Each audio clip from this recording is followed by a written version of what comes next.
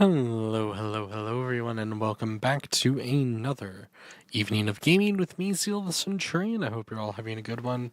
We're going to be returning to Assassin's Creed Odyssey after our brief intermission, marking Remembrance Day and Veterans Day with some Azanzo. But we are back in Assassin's Creed Odyssey, where we will be escorting a Spartan competitor to the Olympics. And we have to ensure that Sparta wins not just one event at the Olympics, but essentially sweeps the whole thing. So, yeah, that's gonna be so much fun. And I have a feeling I know which mission this is, because even before playing this, like, this is my first playthrough, but I have seen some stuff. And if memory serves, this is going to be more of one of those comedic mission lines, I think. So we'll have to see how this goes. But before we dive into Assassin's Creed Odyssey, as is our custom, we will begin with our daily devotional from Honey from the Rock by Abraham Kuyper. This one is number 24 and is entitled How the Gold Has Lost Its Luster. Kind of appropriate if we're talking about the Olympics. And this inspiration, the inspiration from this comes from Lamentations 4 verse 1, which says, How the gold has lost its luster, how the precious children of Zion, once valued like fine gold, have now become like the flesh of the earth. How the gold has lost its luster. Israel's complainer lamented when Jerusalem's glory had faded. The vessels of the temple had been looted, and the children of God were greatly troubled and severely oppressed by the people speaking a strange language. Once things in Jerusalem had glittered and glistened. That's when the poet stood in the courts of the temple and, filled with a religious enthusiasm, exclaimed, How everything in your house is radiant in its magnificence and splendor, my King and my God, how festive it all is. That's when servants from the lands of the Moors brought their gold from Ophir. That's when the queens of Sheba stared in amazement at Zion's glory and were overwhelmed by its splendor. But now nothing more was left of that temple than a naked, bare wall, standing here and there. The charred cedar wood had cooled, and the gold overlay had been stripped off. Hiram's magnificent stonework had been toppled. Everything was one big pile of ruins. That's when the seer wailed and lamented with a complaint that still penetrates to the marrow of your bones. Streams of water fall from my eyes. They flow from my eyes, and nothing can stop them. Nothing can stop them because there is no relief in sight. My eyes cause anguish in my soul because the daughter of Zion has been shattered. And shouldn't the Lord's people lament like that today? For at one time here in our good land, the gold also glittered on the temple walls. There were days when people enjoyed the legacy of splendor and glory. The Lord's efforts on behalf of his servants were obvious. His church triumphed. Even opponents stood amazed at the brilliance and majesty with which the Lord our God overwhelmed us. That's when the gold shined. But how sad that now, once again, the gold has lost its luster. The glow of that golden sparkle has disappeared. Taunted and trampled, Zion now lies weak and humbled in its brokenness. I Billion. Or Opalion. I know you said last stream, but I can never remember. Sadly, that's the way it has to be. Sub cruce, beneath the cross. That's life's norm for Jesus' followers as long as they struggle here on earth that bore his cross with him suspended on it. Here he had no status or glory. If we beheld him, we would have seen nothing that compelled us to desire him. For him, as the Son of God, glory would only come when he was exalted above this earth. So, Church of that Man of Sorrows, what glory could you possibly expect to display? What gold expect to glisten? And what coals presume to glow as long as you still frequent the tabernacle here below, and continue looking for the Jerusalem that is above, the mother of us all? But consider this. For Jesus there was one moment of glory and exaltation here on earth. It occurred on Mount Tabor. Likewise, for you here on earth, there was a momentary legacy of honor and sheer majesty. It was when your appearance gleamed as in a bright light. Your face was radiant. Moses and Elijah seemed to descend into your own life. But, as happened on Mount Tabor, it had to be a temporary and passing also for you. It was an hour of totally abnormal brilliance granted to reassure you. It was given to refresh you when you remember it after having once again shouldered the cross you normally bear, and when you are disheartened like Isaiah was when he moaned that he was overwhelmed as by a flood. So, O daughter of Zion, don't hide your face because you are no longer radiant. Rather, acknowledge that the glory you once knew can no longer return while you are still here. Don't let the question be whether the gold has lost its luster. That is inevitable. But let it actually be whether what has lost its luster is still gold, and still bears the authentic marks of true gold. And by asking that question, there is no reason for a spiritual person considering spiritual matters or investigating the soul's inner workings, like the angels in heaven do, to complain in any other way than Jeremiah did. There's no reason for one burdened by all your burdens to do anything else than to lament from the inner depths of life, from the hidden recesses of his temple, and from the work of praise adorning the lives of his redeemed. There's no reason for him to do any less sadly than Jeremiah did when he said, "How the gold has lost its luster." The gold of preaching has lost its luster in the tent of praise. The gold of prayer has lost its luster in the house of prayer. The gold of godly scientific endeavor and of Christian doctrinal knowledge has lost its luster in the arena of the learned and in the halls of science. The gold of discipline, order, and modesty has lost its luster in our homes and on our streets. More sadly, the pure gold of faith, the glittering gold of hope, and the finest gold of love that once shined so glorious have all lost their luster.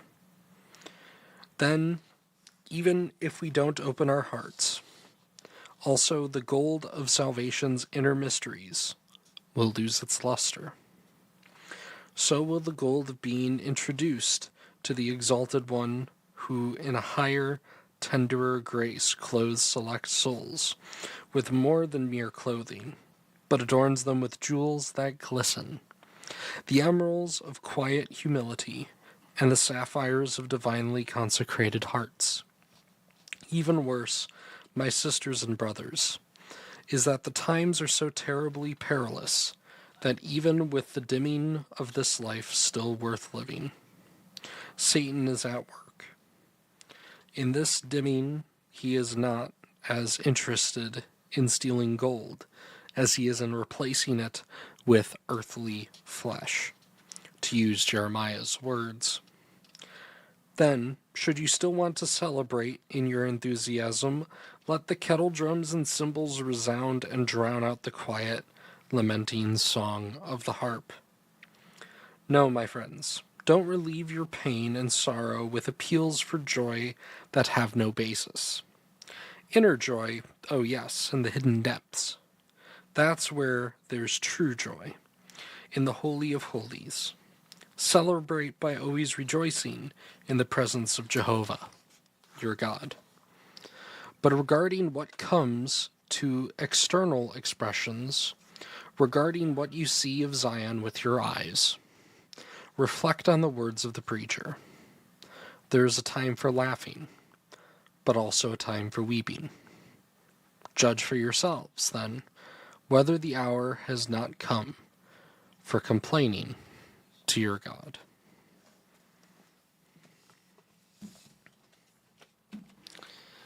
Very interesting devotional. Interesting perspective that Kuyper shares. And it is appropriate as we are going into the Olympics in Assassin's Creed Odyssey. Everything in this world is passing away. Gold loses its luster.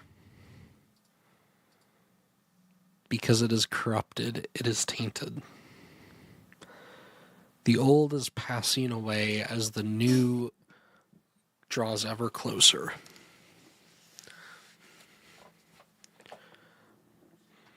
In one of the Bible studies I'm in, we're actually going through the book of Revelation, and it's just one of those books where you see the same thing happening over and over and over again. And then you remember there's nothing new under the sun. And those words are truer every day.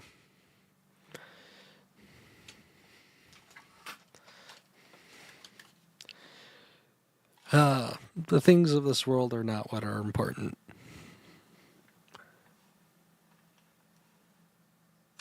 And as many of us would rather them to be more important, they're not. And we often forget that. Although, speaking of which, a Kickstarter I backed a while ago has arrived. For any of those of you who are familiar with the Dungeons and Dragons RPG,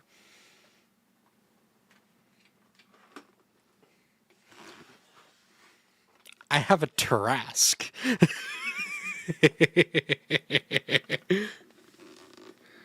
It's only the size of like a small dog, but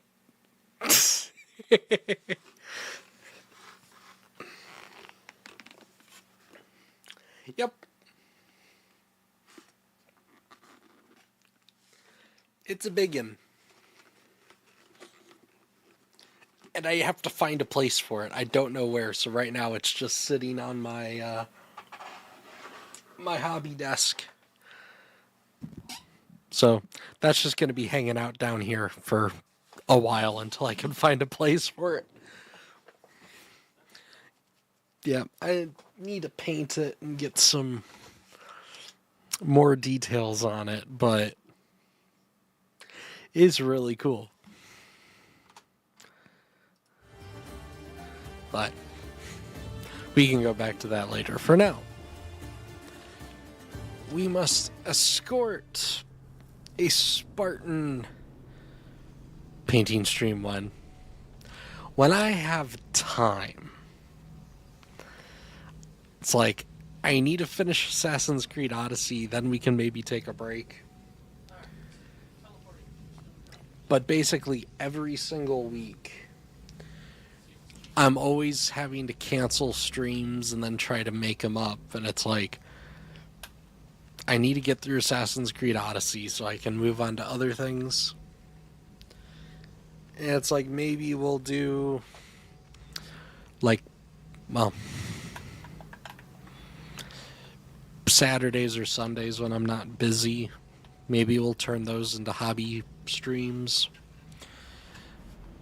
I was thinking of like modeling Monday, but I never have the motivation to do that on a Monday.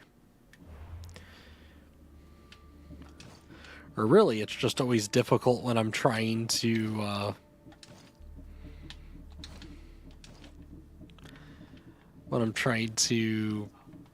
actually schedule things, and then I'm like, oh well, I scheduled it. Now I don't have the motivation to do anything. It's like, oh, geez.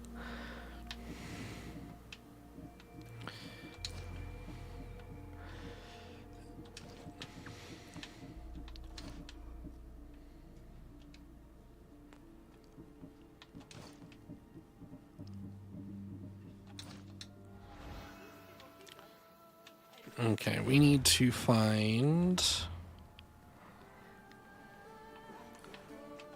Ideally, we will find a blacksmith. Where is it? Meet Marini and Brasidas. Delivering a champion.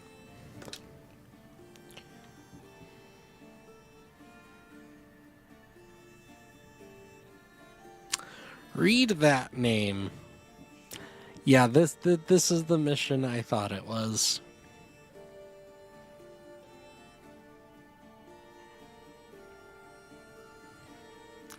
Talk to his trainer. Okay.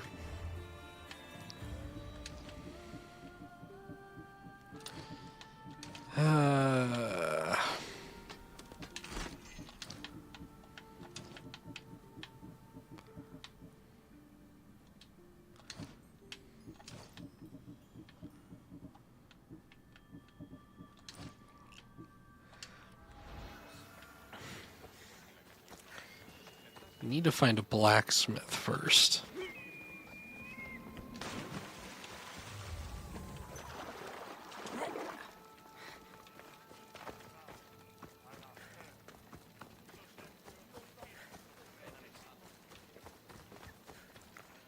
Which, surely there's going to be a blacksmith somewhere around here, right?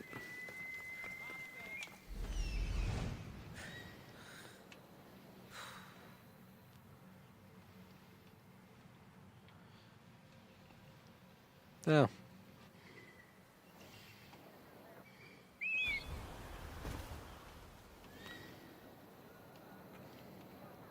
That's the guy that's actually trying to get my bounty. Oh. All the way over there, though.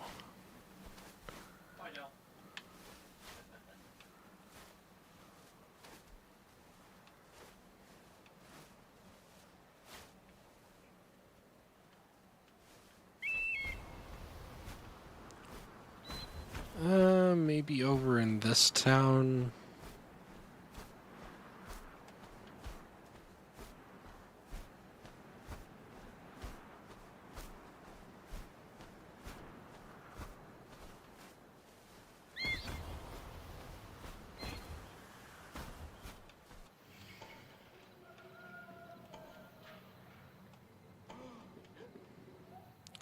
No, but there's storage silos I could blow up if I wanted to. I guess that means that I have to go to that.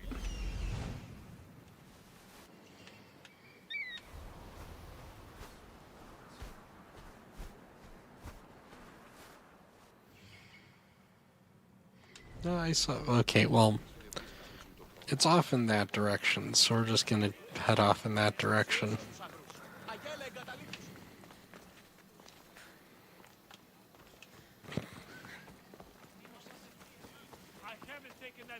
Yet, but I'm thinking about it. He's thinking about it, So we can head up here.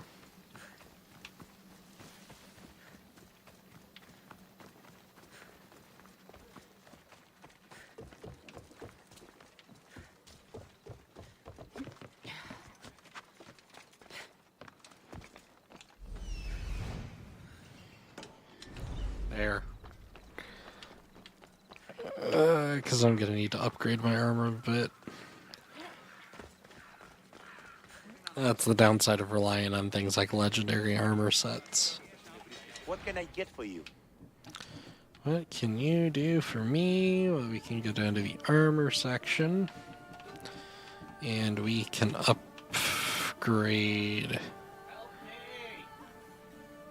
No, we can't because we're just shy on the leather department.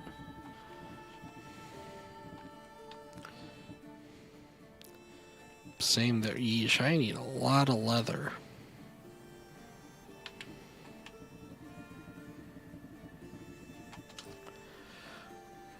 Okay, fine. Well, in the meantime, because this set just gives me 30% intoxication damage and weakening effect when they're poisoned. Which that's still the best I have there. That's not much of a improvement. That's still the best I have there. What was it that I had that?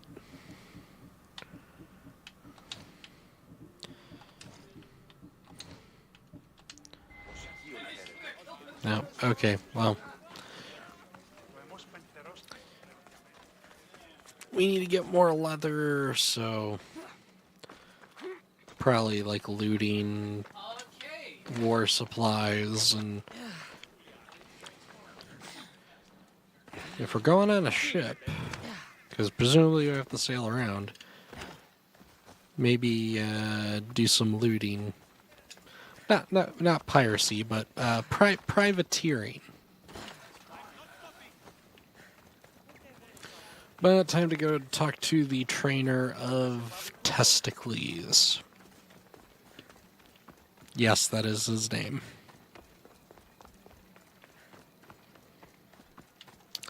Because it's supposed to be one of those funny haha things. Ooh, before we do that... You're not one of my soldiers. You better have a good reason for being here. We Spartans stand together. So here I am. Yes. Spartan blood matters most. Looks like this victory will bring you glory. The rewards of skill and effort. It's the Spartan way. From slave to general. Bathing in the blood of this war while our leaders stuff their faces and preen. The Polemarchos believe it's an easy victory. I will end this war in my favor. You have a strategy? Athenian Polemarchos are paralyzed with indecision.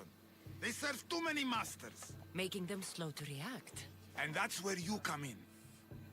Infiltrate their forts and kill the Polemarchos. I need a way clear for my troops. I'll do my part. Bring me their Athenian seals. Oh, so it's just the exact same thing that we were doing for the other dude. Anyway. So here's the circus. You're new.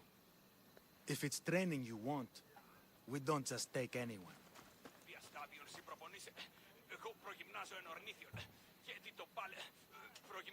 I'd appreciate training with a master such as yourself, but that's not why I'm here. Oh, King Pausanias asked me to bring the Pancration champion to Elise. forgive me. I didn't know a royal messenger was coming. I'm Alcon, Testicles trainer. Cassandra of Sparta. If I may offer some advice before you get him, Testicles can be difficult. A gift of oil is known to put a person on his good side. Oil? A muscle rub. He believes it imbues him with the power of Heracles. Look in the village of Yithion. His favorite merchant is there. Where can I find your champion? I sent Testicles to train on a small island in the Bay of Hades. It's good for him there, isolated, away from people. Look for the shipwreck of Nestor on the southern shore. I need to get this champion of yours to Elise. I hope he lives up to your promise. Oh, he will. Look for his camp on the southernmost island in Messenia. Good luck. I should get that oil. Anything that'll make it easier to get Testicles to the Olympics.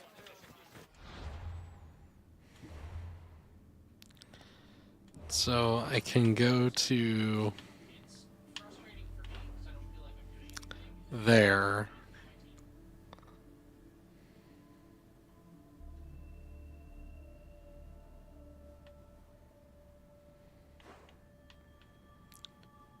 And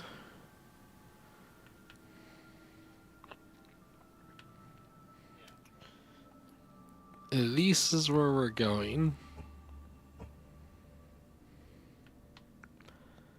You said in the Bay of Hades, a small island.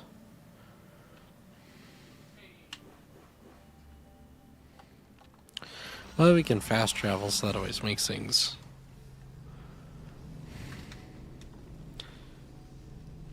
Nestor from the Odyssey, yes.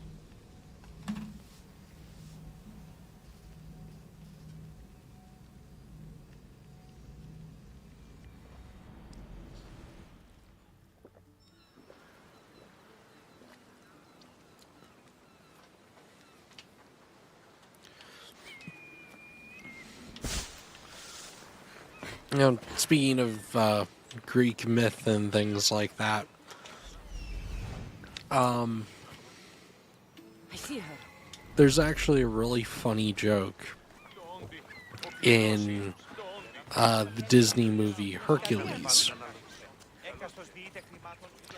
When he's talking with Phil,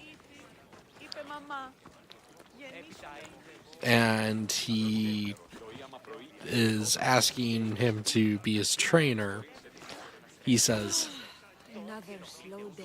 I have 2 words for you. Comes back soon. I am retired.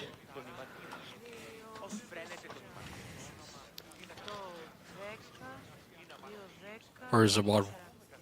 Well, I forget. It's either 2 words or it's like, I have 1 word for you. I am retired. Which in Greek